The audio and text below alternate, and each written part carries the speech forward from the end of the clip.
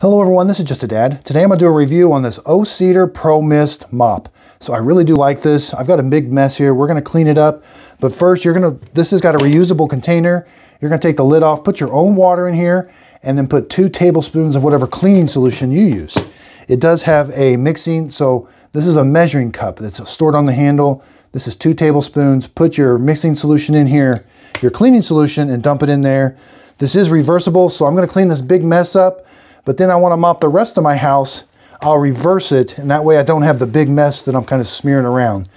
This is washing machine safe. There are no batteries.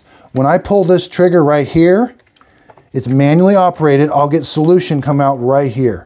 And it sprays a really nice pattern. So let's spray some solution. Let's put the dirty mop side down first.